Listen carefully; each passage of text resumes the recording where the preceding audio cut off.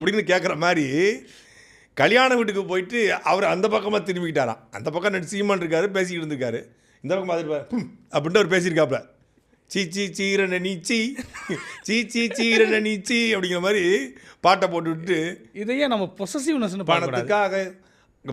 பணத்துக்காக என்ன மறந்து அவங்க கூட போனியே, தங்கமான மனசை விட்டு அவங்க கூட போனியே, உதயசூர்ல ஜெயிச்சு தானே தாவை காட்ட போனியே, சீச்சி சீரன நீச்சி அப்படின்னு பாட்டை போட்டுட்டு இந்த பக்கம் திரும்பி என் நெஞ்சில் முதுகில் குத்துற துறையை விட நெஞ்சில் குத்துற நீங்கள் எவ்வளோ பெரிய ஆள் சீமான் அப்படின்னு அவர் ஏதோ பேசியிருக்காரு.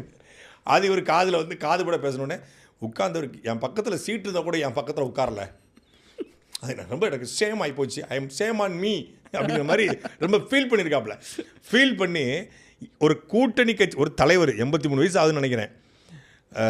கிட்டத்தட்ட 60-65 வருஷம் அனுபவம் கொண்டவர். மொழிப்பூர்லேருந்து இருக்கார் ஐயா வைகோ. அவர் பக்கத்தில் சீட்டு இருந்தும் அவர் உட்காரல, என்கிட்ட பேசாமல் சீமான்கிட்ட பேசிக்கிட்டு இருந்தாப்புல. அதனால பெரிய அவமானம் ஆகி போச்சுன்னு சொல்கிறதெல்லாம் எவ்வளவு சிறுபுளைத்தனமானது பாருங்கள். போகணும்னு முடிவு பண்ணிட்டீங்க, தாவேக்காக போகணும்னு முடிவு பண்ணிட்டீங்க.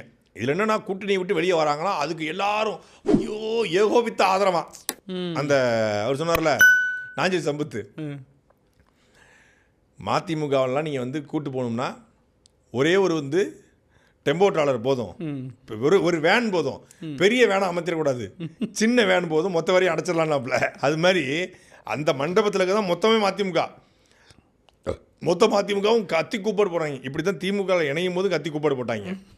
திமுகவில் சேர்றதுக்கு அவ்வளோ ஆர்ப்பரிச்சு போய் சேர்ந்தாங்க. இப்போ தாவேக்காவில் சேர்றதுக்கு ஆர்ப்பரிக்கிறாங்க.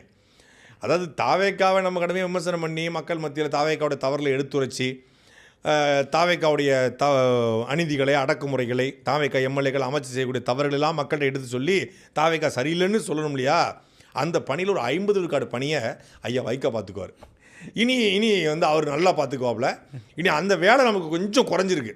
அவர் அங்கே போய் கால் வச்ச இடம் இல்லை, அவர் வீட்டில் வேலை செய்யக்கூடிய பணியாட்களே விசிலுக்கு ஓட்டு போட்டேன்னு சொல்கிறதுனால என்னமோ அந்த முடிவு எடுத்துட்டாரோ.